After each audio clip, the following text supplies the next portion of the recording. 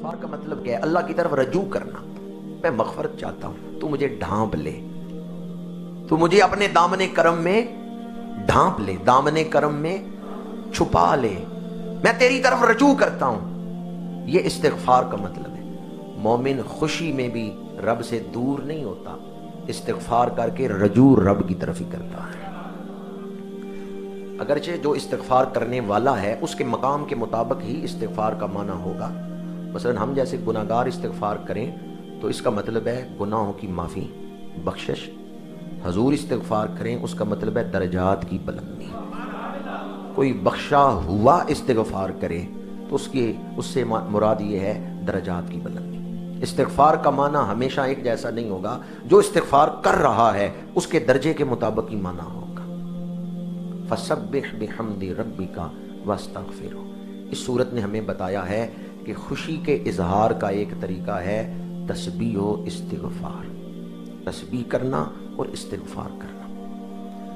انبیاء کرام معصوم ہوتے ہیں، گناہ نہیں کرتے، اور ہمارے آقا کریم تو سید المعصومین، فرشتے معصوم ہیں اور نبی جو ہیں وہ فرشتوں سے زیادہ معصوم ہوتے ہیں.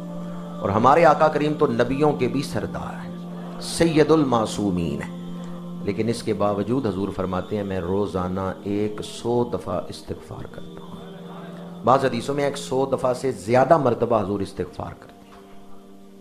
معصوم ہو کر بھی استغفار پڑھ رہے ہیں اور ہم گناہ کر کے بھی. اگر میں کہوں کہ ہاتھ کھڑے کریں جو روزانہ 100 دفعہ سے زیادہ استغفار پابندی سے وظیفے کے طور پہ کر رہے ہیں تو ممکن ہے 5-7 دوست ہاتھ کھڑے کریں، لیکن اکثریت ایسی ہے جن کا اس طرف دھیان ہی نہیں، استغفار کی طرف دھیان ہی نہیں. جس دور میں ہم زندگی گزار رہے ہیں استغفار کا وقت ہے، اللہ سے معافی مانگنے کا وقت ہے. حضرت آدم علیہ السلام، حضرت بی بی حوا، انہوں نے جو دعا مانگی معروف معنوں میں جسے ہم گناہ کہتے ہیں وہ تو انہوں نے گناہ نہیں کیا، لیکن جو ان کے درجے کے مطابق خطا ہے، خلاف اولا ہے، انہوں نے جب اس کا ارتکاب کیا تو اللہ تعالیٰ نے انہیں زمین پہ اتارا ہے.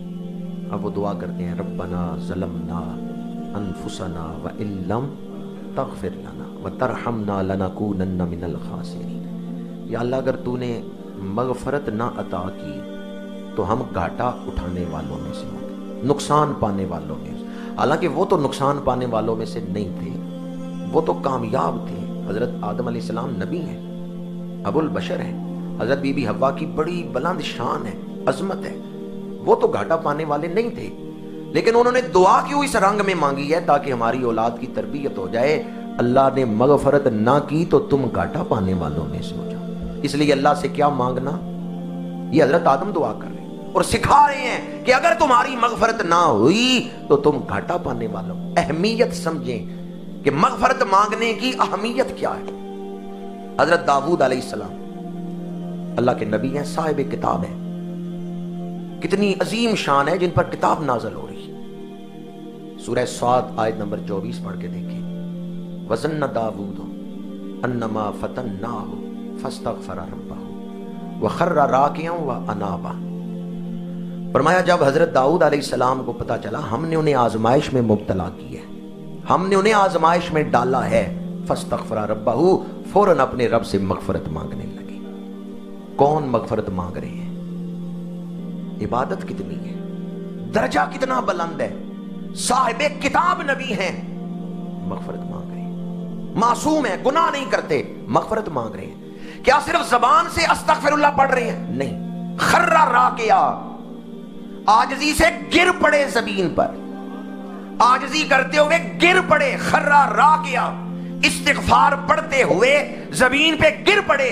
وانابا، دل کی ساری توجہ رب کی طرف ہو گئی اور کوئی خیال ہی نہیں رہ گیا، سارا خیال اپنے رب کی طرف. پوری توجہ سے استغفار پڑھ رہے ہیں، ساری توجہ رب کی طرف. آج ہم استغفار کرتے بھی ہیں تو ساری توجہ نہیں ہوتی. نماز پڑھتے بھی ہیں، سارا دھیان نہیں ہوتا رب کی طرف. کوئی 20% دھیان کرتا ہے، کوئی 40% دھیان کرتا ہے، کوئی 50%، لیکن 50% دھیان دنیا کی طرف ہی ہوتا ہے.